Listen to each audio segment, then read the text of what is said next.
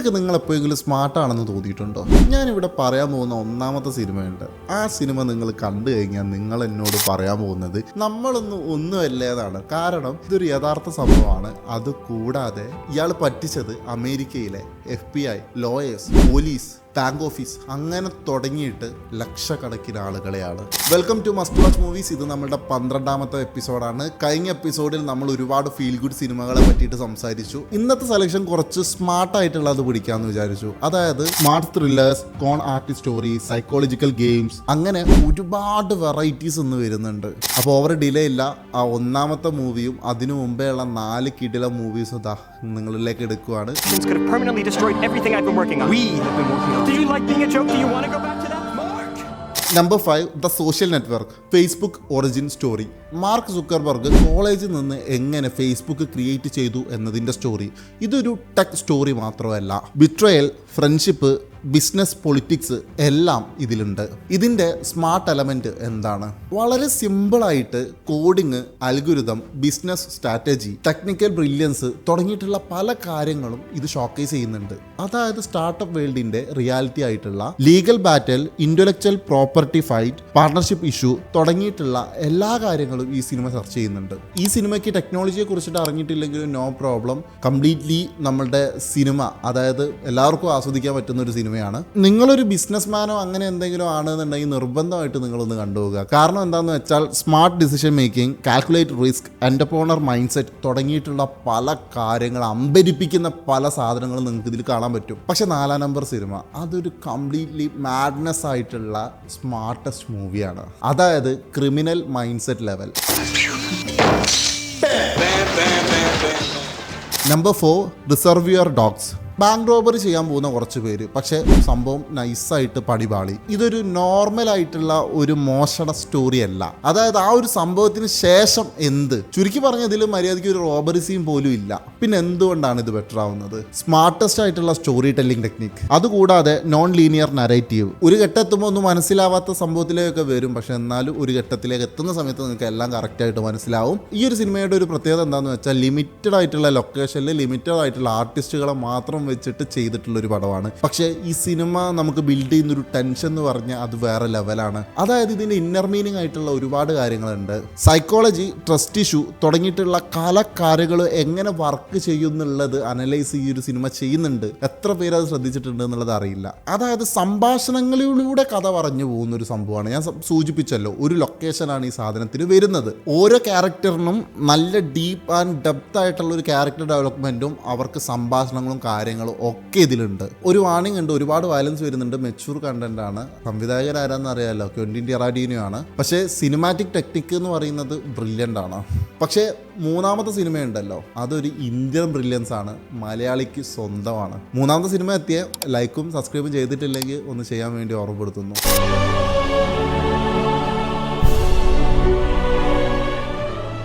Number 3, Drishyam, Malayalam original, not Bollywood remake. ദൃശ്യത്തിനെ പറ്റി പറയേണ്ടതുണ്ടോ എന്ന് ചോദിച്ചു കഴിഞ്ഞാൽ ഇത് എന്തുകൊണ്ടാണ് പറയുന്നത് എന്നുള്ളത് ഞാൻ വീഡിയോയുടെ അവസാനം പറയാം. ജോർജ് കുട്ടിക്ക് ചാരിത്ര സിമ്പിൾ ആയിട്ടുള്ള ഒരു ഫാമിലി മാൻ. ഒരു വലിയ പ്രശ്നം വരുമ്പോൾ എങ്ങനെ പ്ലാൻ ചെയ്യണം എന്നുള്ള ഒരു സ്മാർട്ട് മൂവിൻ്റെ വലിയൊരു തലയുള്ള മനുഷ്യനാണ് ഈ ജോർജ് കുട്ടി. അയാളുടെ കുടുംബത്തിലൊരു പ്രശ്നം വരുന്നു. അങ്ങനെ ഒരു ഫീൽ ഗുഡ് മൂവിയിൽ നിന്ന് ഒരു ത്രില്ലർ ഘട്ടത്തിലേക്ക് ഈ സിനിമ പതുക്കെ അങ്ങോട്ട് മാറുന്നു. പക്ഷേ ഈ ജോർജ് കുട്ടി എന്ന് പറയുന്ന ഈ ഒരു കഥാപാത്രത്തിൻ്റെ സ്മാർട്ട്നെസ് എന്ന് പറഞ്ഞാൽ വേറെ ലെവലാണ്. നമ്മൾ ചിന്തിക്കുന്ന ൊന്നും നിൽക്കില്ല. അതായത് ഒരു നോർമൽ പേഴ്സൺ ഒരു അസാധാരണമായിട്ടുള്ള ഒരു സിറ്റുവേഷനിൽ നമ്മൾ ചിന്തിക്കുക പോലും ചെയ്യാത്ത ഒരു പരിപാടി ചെയ്ത് അതിന്ന് ഓവർകം എങ്ങനെ ചെയ്യുന്നു എന്നുള്ളതാണ് ഈ സിനിമ. ഒരു മൈൻഡ് ഗെയിം എന്നൊക്കെ വേണമെങ്കിൽ ഇതിനെ പറയാം. സൂപ്പർ ഹീറോ ടാറ്റിക്സ് ഇല്ല, ഫുള്ള് കോമൺ സെൻസ് ആയിട്ടുള്ള പല കാര്യങ്ങളാണ് ഇതിൽ യൂസ് ചെയ്യുന്നത്. എത്ര പേര് ഈ ലോജിക്കിനോട് യോജിക്കും എന്നുള്ളത് അറിയില്ല. ആ ഒരു ക്ലൈമാക്സ് കാണുമ്പോൾ നമുക്ക് ആ ഒരു എഫക്റ്റ് കിട്ടിയെന്നുണ്ടെങ്കിൽ അത് അതുകൊണ്ട് തന്നെയാണ്. അതായത് ഒരാൾക്ക് എന്തെങ്കിലും ഒരു പ്രോബ്ലം വന്നു കഴിഞ്ഞാൽ അതൊരു ഫാമിലി കൂടി ബേസ് ചെയ്യുന്നൊരു പ്രോബ്ലം ആണെന്ന് മനസ്സിലായി കഴിഞ്ഞാൽ അതിനെ എങ്ങനെ ഓവർകം ചെയ്യാൻ പറ്റും എന്നാണ്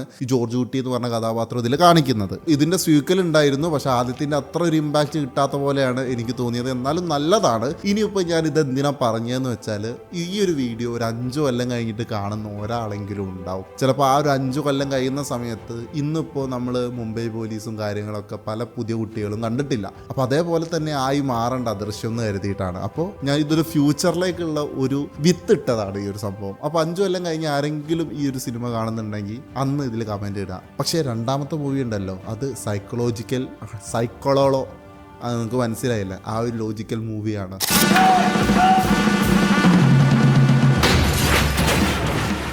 നമ്പർ 2 അന്ധാധുൻ. ഹിന്ദി സിനിമയാണ്, പക്ഷേ ബ്രില്യൻ്റ് ആയിട്ടുള്ള റൈറ്റിംഗ് ആണ്. ഒരു പിയാനിസ്റ്റ് ക്യാരക്ടർ, അയാൾ ഒരു ടീച്ചറാണ്, അയാൾ കണ്ണ് കാണാത്ത ആളാണ്. ഇനീഷ്യലി അയാൾക്ക് കണ്ണ് കാണോ ഇല്ലേ എന്നുള്ളത് തന്നെ നമുക്കൊരു ഡൗട്ടായിരിക്കും. അതായത് ഒരു മൾട്ടി ലെയർ ആയിട്ടുള്ള ഒരു പടമാണ്.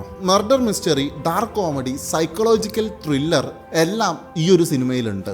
ഈ ഒരു സിനിമയുടെ ഒരു പ്രത്യേകത എന്താണെന്ന് വെച്ചാൽ എവറി ക്യാരക്ടേഴ്സിനും ഒരു ഹിഡൻ അജണ്ടയുണ്ട്. അതായത് ഇതിലെ ക്യാരക്ടേഴ്സിനൊന്നും ആർക്ക് ആരെ ട്രസ്റ്റ് ചെയ്യണമെന്നുള്ളത് അറിയില്ല. ഈ സിനിമേൻ്റെ ക്ലൈമാക്സ് ട്വിസ്റ്റ് ഞാൻ ഉറപ്പിച്ചു പറയുന്നു, നിങ്ങൾക്ക് ഗസ് ചെയ്യാൻ പറ്റില്ല. അങ്ങനത്തെ ഒരു ട്വിസ്റ്റ് ഇതിൽ വരും. പക്ഷേ ഈ സിനിമയുടെ ട്വിസ്റ്റ് എന്ന് പറഞ്ഞാൽ ഒരു ട്വിസ്റ്റ് കഴിഞ്ഞാൽ അടുത്ത ട്വിസ്റ്റ് ആ ഒരു രീതിയിലാണ് ഇതിൻ്റെ സ്റ്റോറി ടെല്ലിംഗ് പോകുന്നത്. അങ്ങനെ വേറൊരു സംഭവം കൂടിയുണ്ട്. അതായത് piano teacher, husband, wife, policeman എല്ലാവരും കോംപ്ലക്സ് ഇറങ്ങിയിട്ടുള്ള കഥാപാത്രങ്ങളാണ്. അതായത് ഒരു എക്സാമ്പിൾ പറയുകയാണെങ്കിൽ ഗുഡ് വാസ് ഈവിൾ എന്ന് പറഞ്ഞിട്ടുള്ള ഒരു കൺസെപ്റ്റേ അല്ല ഇത്. ഡാർക്ക് ഹ്യൂമറിൻ്റെ കേസൊക്കെ പറയാതെ വയ്യ, നമ്മൾ വളരെയധികം ടെൻഷൻ അടിച്ചിരിക്കുന്ന ഒരു സിറ്റുവേഷൻ ആണെങ്കിൽ പോലും ആ ഒരു സംഭവത്തിൻ്റെ ഭീകരത ഒട്ടും കുറയാതെ ഇതിൽ പല സീക്വൻസ് നമ്മൾ ചിരിപ്പിക്കും. ആയുഷ്മാൻ ഖുറാനോൻ്റെ ആക്ടിങ്, അയാളുടെ ക്യാരക്ടർ സ്റ്റോറി ഒക്കെ വേറെ ലെവലാണ്. പക്ഷെ 1-ാം നമ്പർ സിനിമ അതൊരു ജീനിയസ് ആയിട്ടുള്ള ഒരു റിയൽ സ്റ്റോറി ആയിട്ടുള്ള വേറെ ലെവൽ സാധനമാണ്.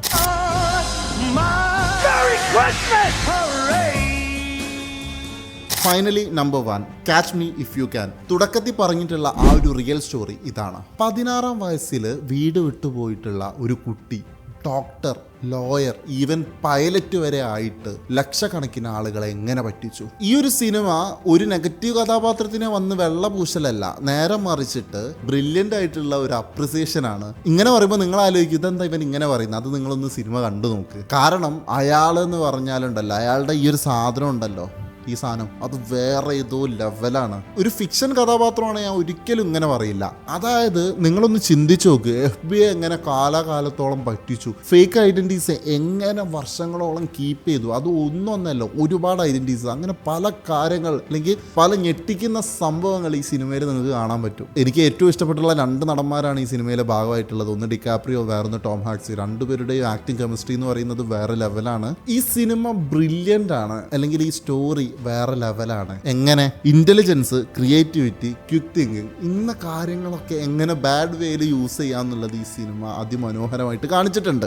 അപ്പോൾ അങ്ങനെ ഞാൻ 5 സിനിമകൾ കംപ്ലീറ്റ് ചെയ്തിട്ടുണ്ട്. ഇതിൽ നിങ്ങൾ ഏതൊക്കെ കണ്ടു, ഇതിൽ ഏതാണ് നിങ്ങളുടെ ഫേവറേറ്റ്, അല്ലെങ്കിൽ ഇന്ന് കാണാൻ പോകുന്ന ഏതാണെന്നൊക്കെ ഉള്ളത് താഴെ കമൻറ്റ് ചെയ്യുക. അടുത്ത എപ്പിസോഡിൽ ഉറപ്പായിട്ടും വേറൊരു തീമായിട്ടായിരിക്കും ഞാൻ വരുന്നുണ്ടാവുക. ഒരു കാര്യം ചെയ്യുക, അത് ഓഡിയൻസ് ബേസ് ചെയ്തിട്ട് സെലക്ട് ചെയ്യുക. അപ്പോൾ താഴെ ഒന്ന് ജസ്റ്റ് ഒന്ന് കമൻറ്റ് ചെയ്യുക ഏത് തീമാണ് വേണ്ടതെന്നുള്ളത്. പിന്നെ ഒരു കാര്യമുണ്ട്, ഇതേപോലെ ബ്രില്യൻ്റ് ആയിട്ടുള്ള സ്ക്രിപ്റ്റും ബ്രില്യൻ്റ് ആയിട്ട് സംവിധാനം ചെയ്യാൻ നിങ്ങൾക്ക് താല്പര്യം ഉണ്ടെന്നുണ്ടെങ്കിൽ ഞാനൊരു ഓൺലൈൻ കോഴ്സ് പ്രൊവൈഡ് ചെയ്യുന്നുണ്ട്. അപ്പോൾ ഞാൻ നിങ്ങൾക്ക് പഠിപ്പിച്ചു തരാം എങ്ങനെ കഥ എഴുതണം, എങ്ങനെ സിനിമ ഡയറക്റ്റ് ചെയ്യണം എന്നുള്ളത്. ഈ നമ്പറിലേക്കോ അല്ലെങ്കിൽ താഴെ കൊടുത്തിട്ടുള്ള ലിങ്കിലോ കോൺടാക്ട് ചെയ്താൽ മതി, വാട്സപ്പിൽ മെസ്സേജ് ചെയ്താൽ മതി. അപ്പോൾ ഇത്തരം ഇൻ്റലിജൻറ്റ് സിനിമകളൊക്കെ ഇഷ്ടപ്പെടുന്ന നിങ്ങളുടെ ഫ്രണ്ട്സിനൊന്ന് ഷെയർ ചെയ്യുക. ഇതുവരെ നമ്മുടെ ചാനൽ സബ്സ്ക്രൈബ് ചെയ്തില്ലെങ്കിൽ ഒന്ന് സബ്സ്ക്രൈബ് ചെയ്യുക. അപ്പോൾ നാളെ ഒരു കിടിലൻ ടോപ്പിക്കുമായിട്ട് വരാം. അതുവരെ ബൈ.